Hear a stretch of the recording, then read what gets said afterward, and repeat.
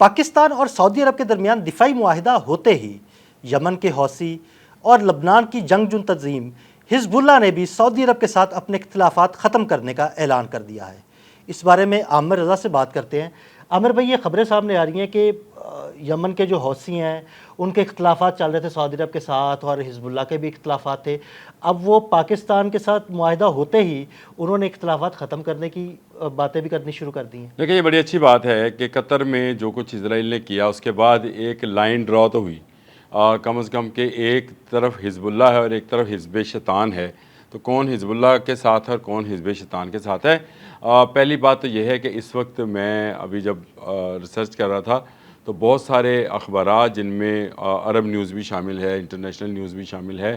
وہ اس بات کو بتا رہے تھے، کوڈ کر رہے ہیں نعیم قاسم کا نام، جو کہ حزب اللہ کے ترجمان ہے، اور ان کا کہنا ہے کہ ہمارے سعودی عرب کے ساتھ اب کوئی ایسے اختلافات نہیں ہیں، اسرائیل کے معاملے میں ہم ایک ہیں۔ اور اس میں انہوں نے کہا کہ ہمیں گارنٹی دینی ہے سعودی عرب کو، اور سعودی عرب کو ہمیں گارنٹی دینی ہے کہ ہم آپس میں تمام اختلافات، تمام دشمنیاں، چیزیں ختم کر کے اس کے بعد ہم اسرائیل کی طرف متوجہ ہوں، اور اس سے پہلے کہ اسرائیل ہم پر حملہ کرے ہمیں چاہیے کہ ہمیں اپنی جو اٹیکنگ پوزیشن ہے اس کو واضح کر دینا چاہیے، یعنی کہ ہم بھی اٹیک کر سکتے ہیں، اس کو واضح کر دینا چاہیے، اور سعودی عرب کو اس طرف سے ذرا سکون ملنا چاہیے۔ میں کوشش کے باوجود ابھی تک حوثی باغیوں کی جانب سے کوئی پیغام ایسا جو ہے اس کو میں ڈرا نہیں کر پایا یا اس کو دیکھ نہیں پایا، لیکن یہ ضرور ہے کہ لیبنان ہے جہاں پہ حزب اللہ اس وقت کنٹرول میں ہے، اور یمن ہے۔ یمن نے بحیثیت کنٹری کہا ہے کہ ان کے سعودی عرب کے ساتھ کوئی ایسے معاملات جو ہیں وہ حل طلب ہیں اور ان کو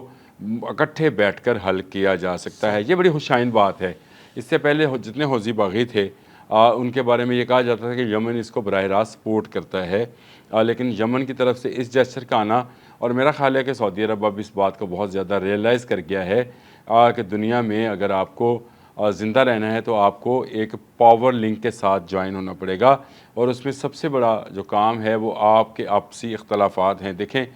جس طرح قطر پہ حملہ ہوا، مجھے یاد ہے آج سے ڈیڑھ ہفتہ پہلے جب قطر پہ حملہ ہوا تھا تو اس وقت سعودی پرنس جو تھے وہ فوری طور پہ قطر پہنچے، اور اس سے پہلے آپ کو 2 ماہ کی اگر ہسٹری کا پتہ ہے تو صرف 2 ماہ کی ہسٹری، بہت پرانی نہیں، آپ کو پتہ ہے کہ قطر اور سعودی عرب ایک دوسرے کے مخالف کھڑے تھے، اور انہوں نے پابندیاں عائد کر دی تھی قطر کی طرف سے، اور قطر نے پابندیاں عائد کر دی تھی سعودی عرب کی طرف، تو یہ پابندیاں ختم ہوئیں، گلے ملے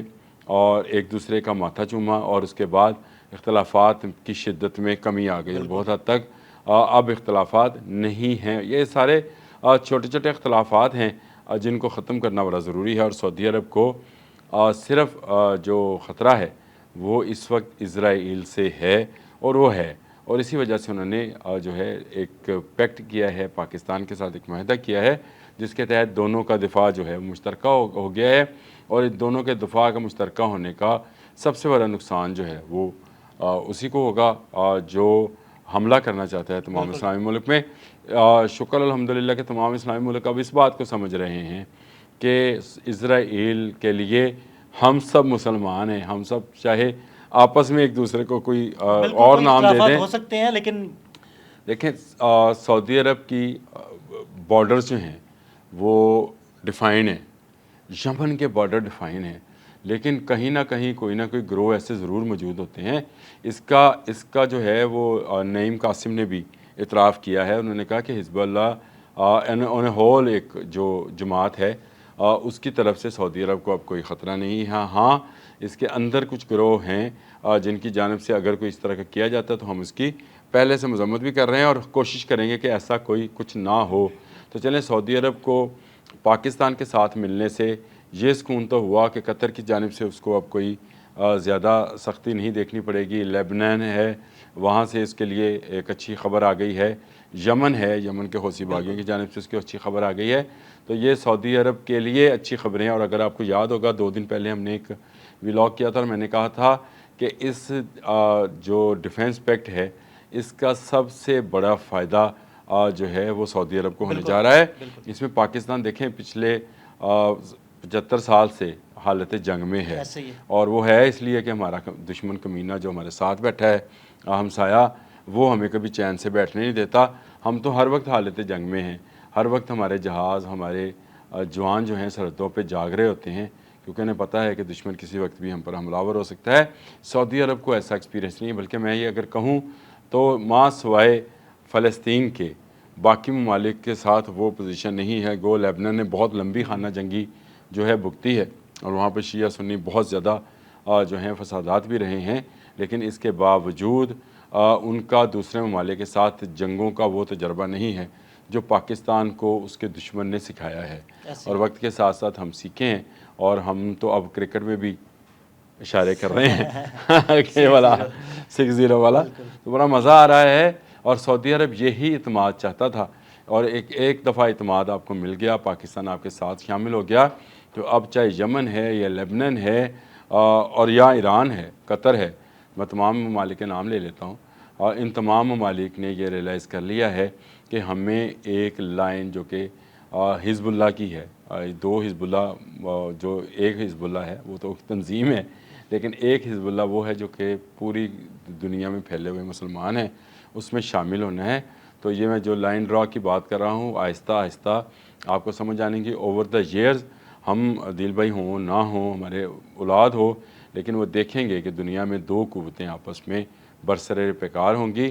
ایک مسلمانوں کی اور دوسری کفار کی، اور یہ لائن جو ہے اب سے ڈرا ہونا شروع ہوئی ہے، کیونکہ پاکستان کے سعودی عرب کے ساتھ معاہدے کے بعد ایسی خبریں جن کی تصدیق جو ہے خواجہ آصف بھی کر رہے ہیں، اور انہوں نے ایک کہا ہے اپنے ایک انٹرویو کے اندر کہ باقی ممالک بھی ہمارے ساتھ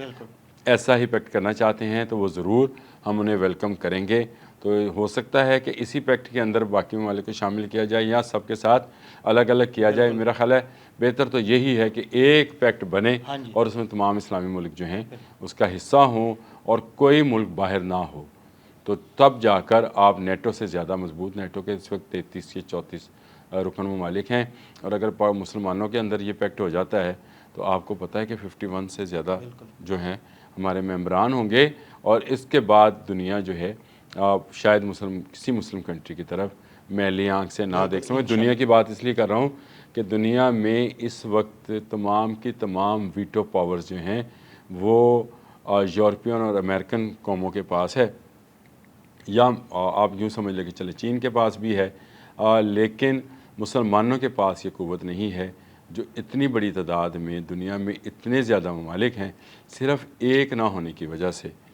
وہ قوم متحدہ میں اپنی آواز اس طرح سے نہیں بلند کر پاتے ہیں جس طرح سے کرنی چاہیے۔ خوشائند خبریں عدیل صاحب صرف مسلم دنیا سے نہیں ہیں، خوشائند خبریں آپ کو مغرب سے بھی آنا شروع ہو گئی ہیں۔ جو کام بہت لمبے عرصے سے تمام مسلمان ملک نہیں کر سکے، وہ غزہ کے مظلوم لوگوں نے کر دکھایا ہے، اور آپ کے سامنے ہے کہ اس وقت کئی یورپین ممالک جو ہیں فلسطین کو تسلیم کر چکے ہیں۔ کل انگلینڈ نے بھی کر لیا، کینیڈا نے بھی کر لیا، پرتگال نے بھی کر لیا، آسٹریلیا نے بھی کر لیا، تو یہ بہت بڑی اچیومنٹ ہے، اور میں یہ سمجھتا ہوں کہ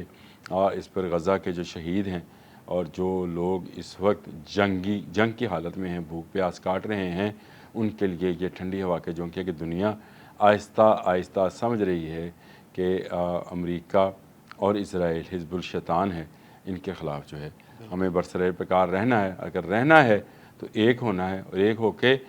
چاہے ہمیں جنگ کی حالت میں رہنا چاہے مصیبتیں اٹھانی پڑیں،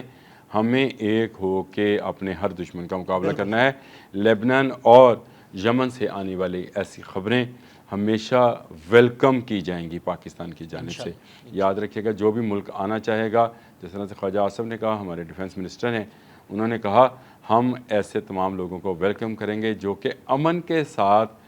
اور یکجہتی کے ساتھ رہنا چاہیں گے۔ بے امنی نہ پاکستان نے کبھی چاہی ہے، نہ ہم سعودی عرب کے بارے میں ایسا کبھی سوچ سکتے ہیں۔ ہم امن پسند لوگ ہیں، ہاں ہم پر حملہ کیا جائے تو ہم پلٹ کر ایسا وار کریں گے کہ پھر نہ کوئی فتنہ ہندوستان بچے گا، نہ فتنہ اسرائیل۔ انشاءاللہ بہت شکریہ عامر بھائی جی۔ بالکل یمن اور لبنان سے اچھی خبریں آنا شروع ہو گئی ہیں، اس بارے میں عامر رضا نے بڑی تفصیل کے ساتھ آپ کو بتایا۔ عدیل احمد اور عامر رضا کو اجازت دیجیے گا، اللہ حافظ۔